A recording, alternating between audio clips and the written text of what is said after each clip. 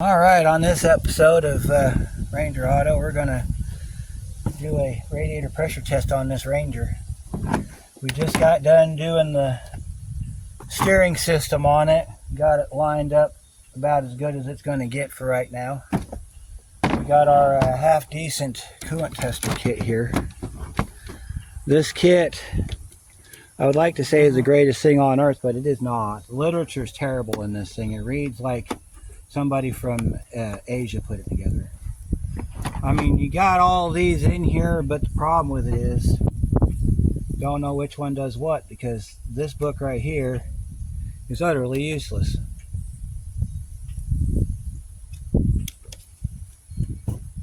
So I am in no way advertising this kit. No way whatsoever. My opinion, if I were to do this over again, I would have just gone to O'Reilly and bought the EverTough kit and I would have bought the accessories as I needed them. So how I've learned to deal with this kit is like this.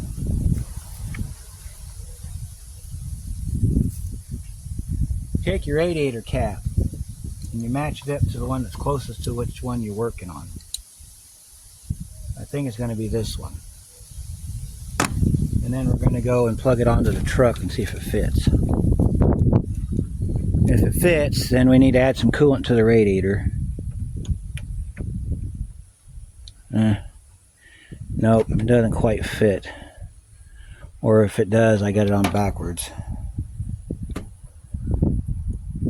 Nope, it doesn't want to push and turn, so let's see if the other one will work. Because we got one that's slightly bigger. Number 4, I think it is in the book. Or in the box. Oh, goodness. Yeah, I think this one might do the trick. I'm going to set you guys up right here so you can see everything while we do this pressure test. Like I said, I got to put coolant in it because he's had this problem for a while with this truck where he'll put coolant in it and then it just disappears. We don't know where it goes. He's not leaking it out the bottom, so we don't know where it's going.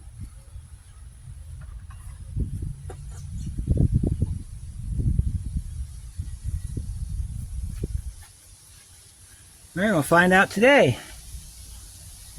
I went back to the other one because I think maybe if I had 2 hands and put it on the 2 hands, it would actually fit.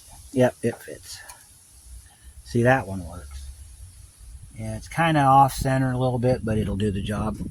But before we can do that, we got to get the system full of coolant. So what I need to do now is get this stupid cap back off. I'll be right back. Alright, so I got a little bit of antifreeze here. Hopefully it doesn't take much to fill this up. Now, a little bit of backstory on this truck. I've done the thermostat. The radiator's new. Water pumps, the only thing that's not been done on this truck. But if it was the water pump, it would be overheating. And it doesn't overheat. It doesn't even get cold. It doesn't even get hot enough to open the thermostat. So we've got a hole somewhere. I told the customer years ago that I suspect the head gasket's shot. Because that would be the only explanation.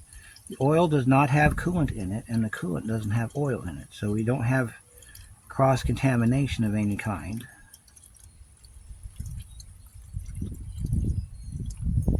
It's just disappearing.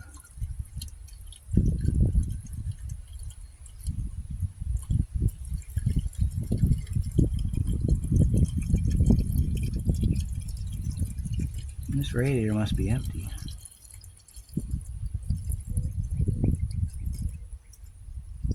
There we go. I'm starting to see coolant come up. There we go. There we got some coolant. Took almost a whole gallon of antifreeze, but we got it. Now, it is recommended that you do this with the engine hot. That way the thermostat's open. However, we're going to do it with the engine cold. Either way, we're going to get about the same result. Alright, so we got our pressure tester down on there. We're going to get our pumper up. You pump this only to the pressure listed on the cap. Now this is a 15-pound system, if I remember right. The new cap doesn't have a measurement on it, so the way you read this is the inside your PSI, and if you're in Europe, the outside your bar. So we're going to pump this up to about 15 pounds. And it might take a minute for us to get there.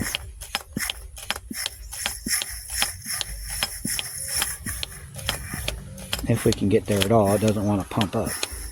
I might have to get the other cap for it, because I don't think it's sealing. So let me get the other cap. Pop the other cap on here and see if that helps.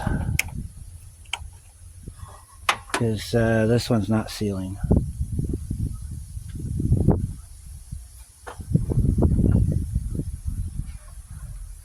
This one's got an extra strong spring on it, so it might do the job a little bit better.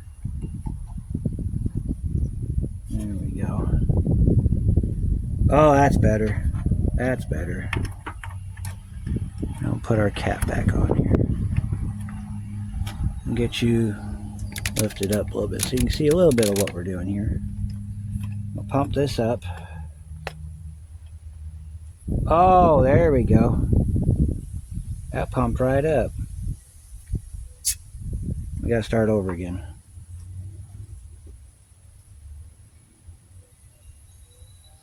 Alright, we are at 15 pounds of pressure. I'll show you on the gauge here. See the gauge? 15 pounds of pressure. We're going to leave that for about 10 minutes. I'm going to go in and do some stuff. I'll bring you back. And it is 5:22, so at 5:32 I will come back. We will check that gauge. If the gauge has not moved, system sealed. If the gauge has moved, then we're going to start looking for the leak. So I'll see you in about 10 minutes. And just like that, it's been about 10 minutes. 5:35. Our gauge has not moved at all. Well, it's moved maybe a little bit, but not enough to consider there a leak. So before we take the pressure off, I'm going to look around at a few spots under here. Alright, so one thing you want to do is look around your water pump, because a lot of your leaks come around your water pump. When it sits static like this, that's when you're going to locate the leaks.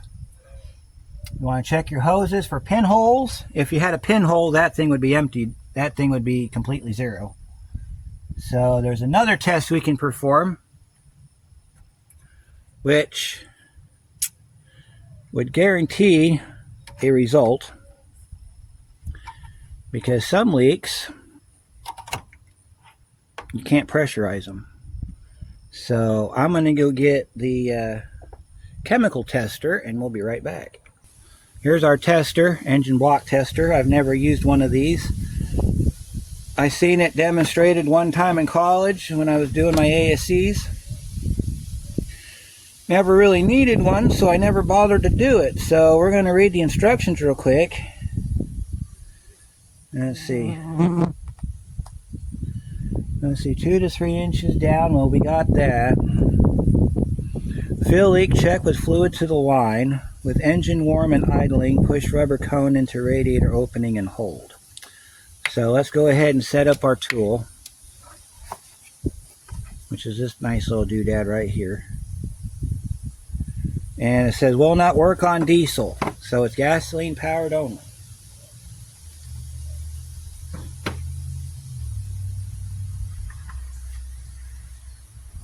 So I'm assuming this is how you do it. See, it's so new, still got the instructions wrapped around it. So we're going to fill this up to the line. There's a line right there. The fluid's actually fairly cheap to purchase. I've never even opened this. I bought this years ago.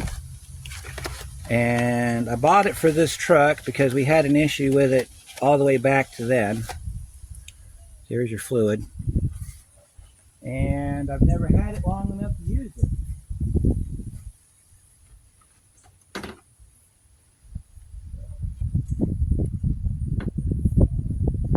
ahead and add some fluid to our line right here.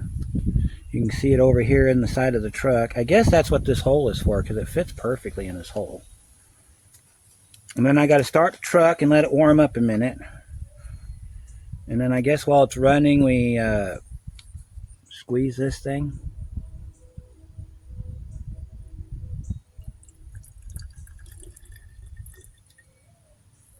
So you gotta go a little bit higher. There we go. It's a blue fluid. So before we start, let me tell you what the directions say. Alright, so it says here, with engine warm and idling, push rubber cone into radiator opening and hold. That's going to be right in here, right in there. Squeeze and release the aspirator, which is that bulb, for 2 minutes unless the fluid turns yellow sooner. This action draws air from the cooling system and forces it through the test fluid. If combustion gases or exhaust gases are present in the system as a result of a cracked head, cracked block, or leaking head gasket, the fluid will change from blue to blue-green to a yellow. So you'll slowly see the fluid change if we've got a problem.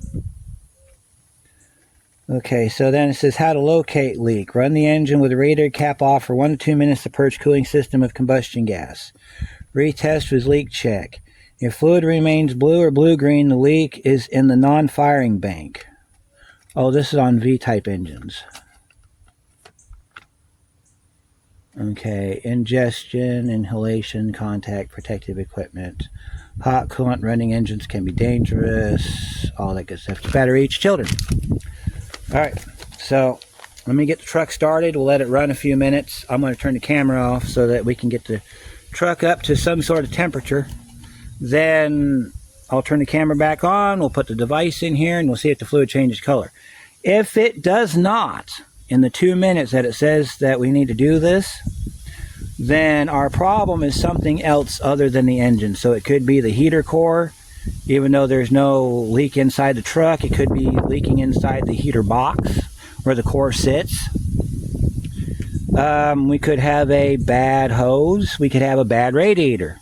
This is a Murray radiator from your local O'Reilly back in the day, and I've had multiple problems with these Murray radiators. So if the radiator is a problem, that would explain why it's not overheating, because there's still coolant in the engine, just none in the radiator. But if the radiator's bad, you would expect to see something on the ground, unless it's, I don't know. So I'm going to turn the camera off. I'll see you in a few minutes. Alright, we've been running for a couple minutes, so we're going to go ahead and perform our test. So we're going to set this over like this. We're going to hold it down. We're going to take our bulb. We're going to set our bulb down in here. We're going to squeeze our bulb. You can see the bubbles if I move my hand out of the way. And we're going to hold it down for about 2 minutes.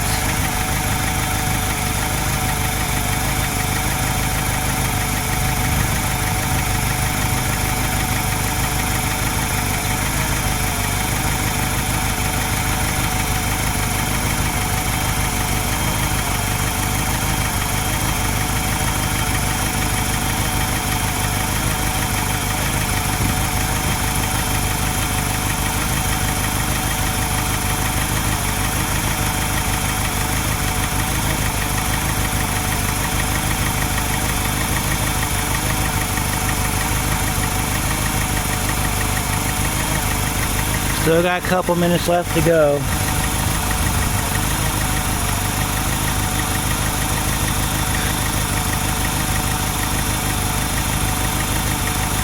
And then when we get done with this, we'll look at our test results.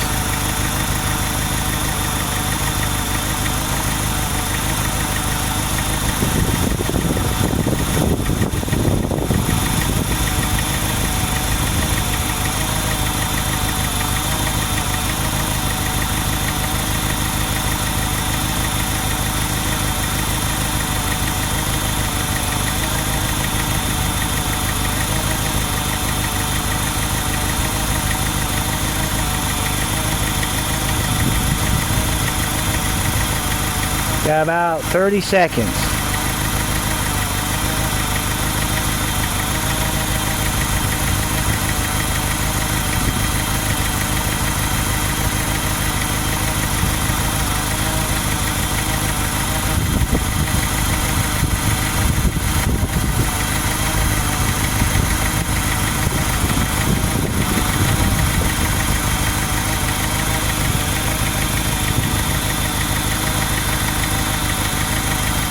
Alright, we are done. Let that settle a second and we'll go ahead and pick it up. Alright, let's look at our test results. Fluid is blue. It's not as blue, but it's blue. So I'm going to say he's probably got a bad radiator. I'm going to go ahead and top this off and send it back to the customer. But that's how we check for coolant leaks. That's how you check for a head gasket leak. And if it did have one, this fluid would have turned yellow. So I hope this is useful to you. We're going to have to resort to some other ideas to figure out where his leak's coming from. But as long as he keeps antifreeze in it, he'll be fine. So thanks for watching, and we'll see you on the next one.